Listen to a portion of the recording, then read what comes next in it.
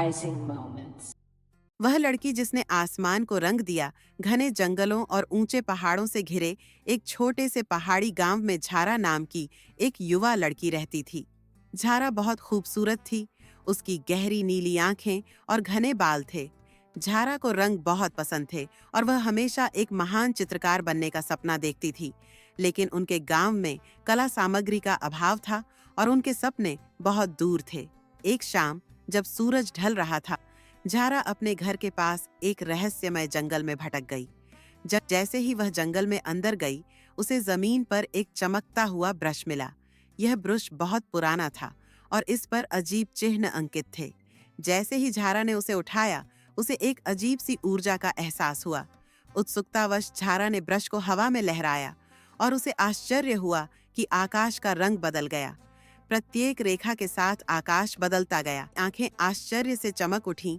एक दिन अपनी सहेलियों से बहस के बाद वह नाराज होकर घर लौट आई। क्रोध में आकर उसने एक ब्रश उठाया और आकाश में काले तूफानी बादल बना दिए। जब उसने देखा कि यह छवि वास्तविकता बन गई है, तो उसके आश्चर्य की सीमा नहीं रही। एक खतरनाक तूफान आया। तेज हवाओं और भारी बारिश से गांव के नष्ट होने का खतरा पैदा हो गया।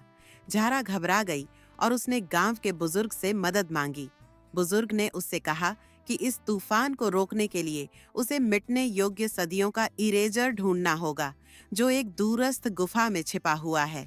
झारा ने निश्चय किया कि वह इस रबड़ को ढूंढ ही लेगी, चाहे इसके लिए उसे कितनी भी दूर क्यों न जाना पड़े।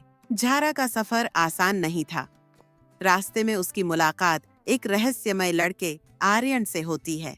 आर्यन का व्यवहार शांत था और वह जादुई ब्रश के बारे में जानता था। उन्होंने झारा को ब्रश का लापरवाही से उपयोग करने के खतरों के बारे में चेतावनी दी और उसे गुफा का रास्ता दिखाने की पेशकश की। जब वे गुफा में पहुंचे तो उन्हें चमकते पत्थर और प्राचीन नक्काशी मिली, जो ब्रश की कहानी बताती थी। रबड़ की रक्षा एक जादुई प्राणी द्वारा की जा रही थी, जिसने झारा के साहस की परीक्षा ली थी। उस प्राणी ने उसे अपने भीतर के भय और पश्चाताप का सामना करने के लिए मजबूर किया तथा उसे दिखाया कि यह तूफान वास्तव में उसके अपने क्रोध का प्रतिबिंब था।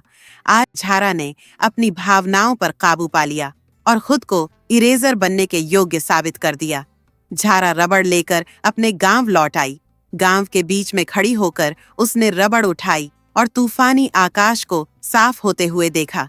गांव वालों ने राहत की सांस ली और झारा की आंखों में खुशी और गर्व की झलक। उस दिन से झारा ने ब्रश का बुद्धिमानी से उपयोग किया और त्योहारों और विशेष अवसरों के लिए खूबसूरत आसमान का निर्माण किया।